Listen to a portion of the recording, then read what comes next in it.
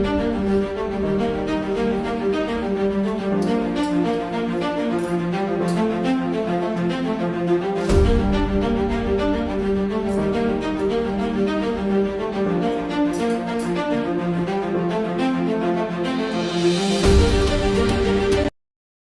semuanya, kembali lagi bersama saya Cleo Patricia Malamuni.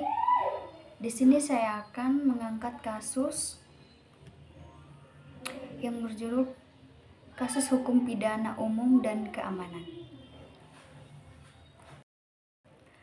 Kasus hukum pidana umum dan keamanan seperti menembakkan oleh oknum aparat, penyelundupan manusia, dan kriminalitas konvensional mencerminkan kompleksitas masalah dalam sistem penegakan hukum di Indonesia.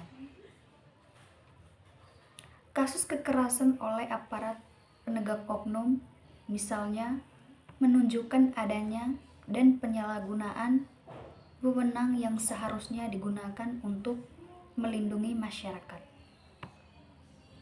Dalam perspektif hukum dan hak asasi manusia, tindakan ini merupakan pelanggaran serius karena aparat negara memiliki kewajiban untuk menjunjung tinggi prinsip-prinsip keadilan dan perlindungan terhadap warga negara.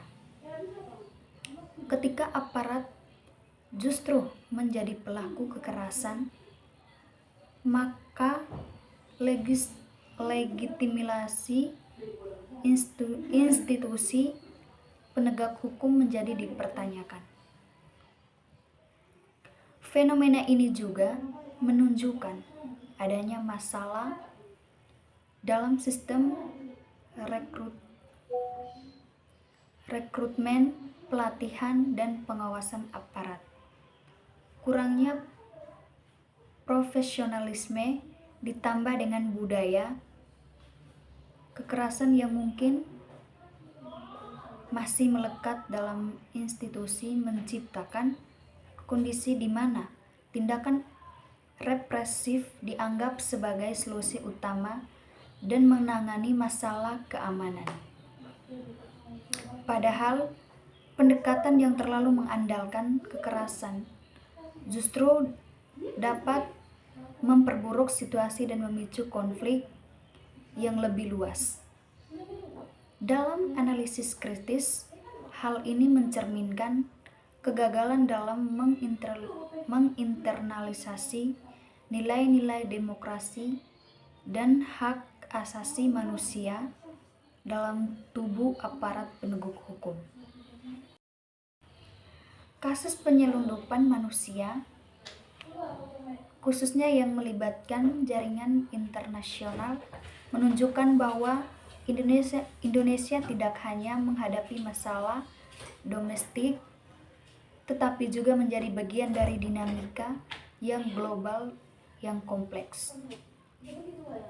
Keterlibatan warga negara asing dalam kasus ini menandakan bahwa adanya jaringan kriminal tradisional yang memanfaatkan celah dalam sistem imigrasi dan penegak hukum.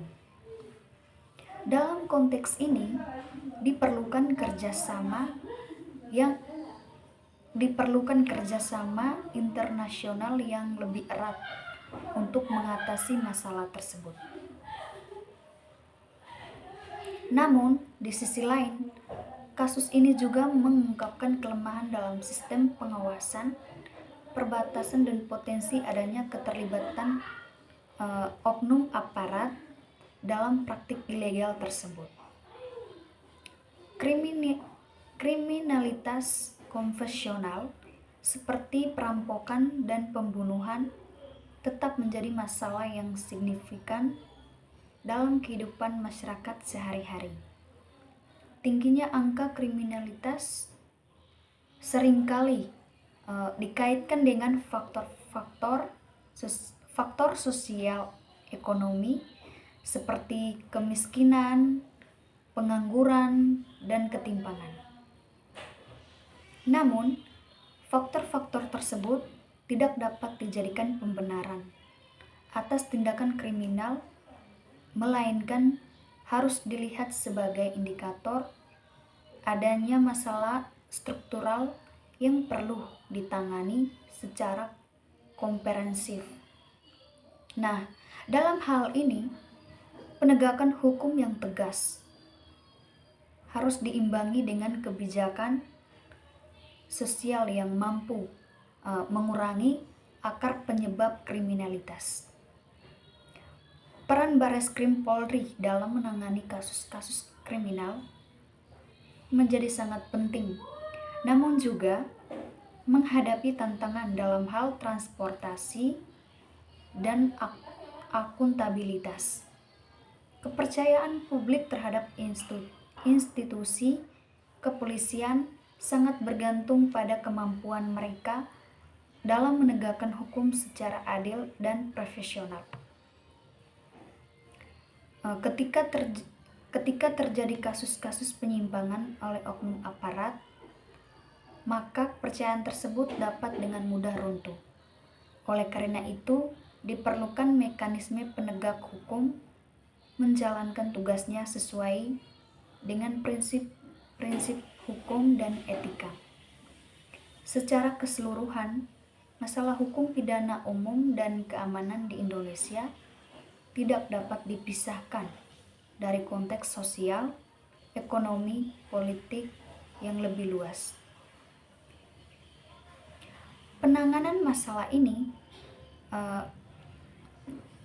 memerlukan pendekatan yang holistik yang tidak hanya berfokus pada penegakan hukum, tetapi juga dapat mencegah dan rehabilitasi,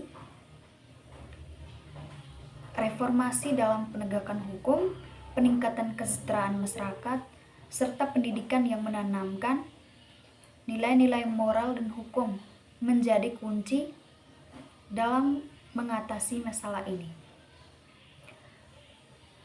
Kemudian itu, tanpa upaya terintegrasi, masalah kriminalitas dan penyalahgunaan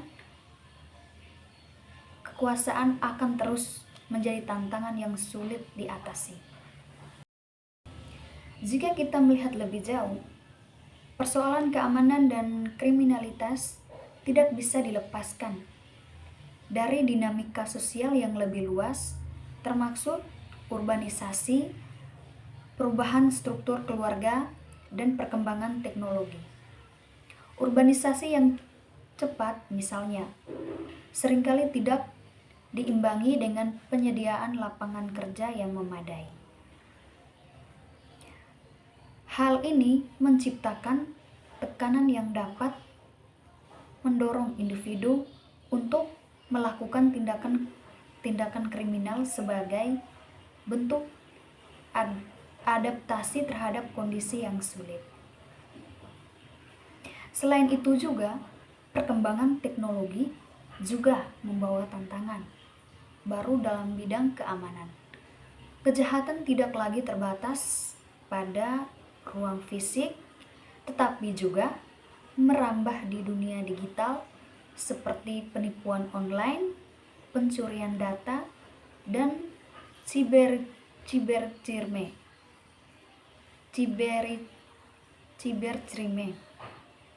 Meskipun tidak disebutkan secara eksplisit dalam materi awal, fenomena ini menjadi relevan karena menunjukkan bahwa sistem hukum harus terus beradaptasi dengan perubahan zaman. Jika tidak, maka akan terjadi kesenjangan antara jenis kejahatan yang berkembang dengan kemampuan aparat dan menanganinya. Dalam kasus kekerasan oleh aparat, pentingnya untuk melihat aspek psikologi dan struktural.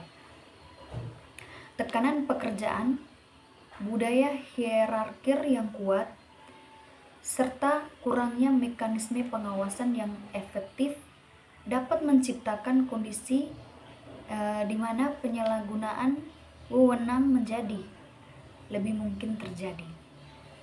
Oleh karena itu, reformasi tidak hanya dilakukan pada level kebijakan, tetapi juga pada level individu, misalnya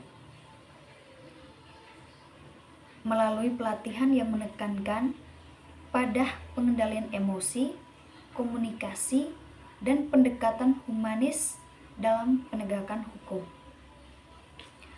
Kasus penyelundupan manusia juga dapat dianalisis dari perspektif ekonomi global. Banyak individu yang menjadi korban karena terdesak oleh kondisi ekonomi di negara asal mereka. Mereka melihat migrasi ilegal sebagai satu-satunya jalan untuk memperbaiki kehidupan. Di sisi lain juga, jaringan kriminal memanfaatkan situasi ini untuk mendapatkan keuntungan. Dalam konteks ini, penanganan tidak cukup hanya dengan penegakan hukum, tetapi juga perlu pendekatan yang lebih komprehensif, termaksud kerjasama internasional dan membangun ekonomi di daerah asal migran. Dari perspektif kriminologi, penting untuk memahami bahwa kriminalitas tidak selalu disebabkan oleh faktor individu, tetapi juga oleh struktur sosial. Teori Strain misalnya menjelaskan bahwa tekanan untuk mencapai kesuksesan dalam masyarakat dapat mendorong individu untuk mengambil jalan pintas jika mereka tidak memiliki akses terhadap cara-cara yang sah. Hal ini relevan dalam konteks masyarakat modern yang sangat kompetitif. Peran Barreskrim Polri menjadi krusial dalam menghadapi tantangan ini, terutama dalam meningkatkan kapasitas investigasi dan penggunaan teknologi.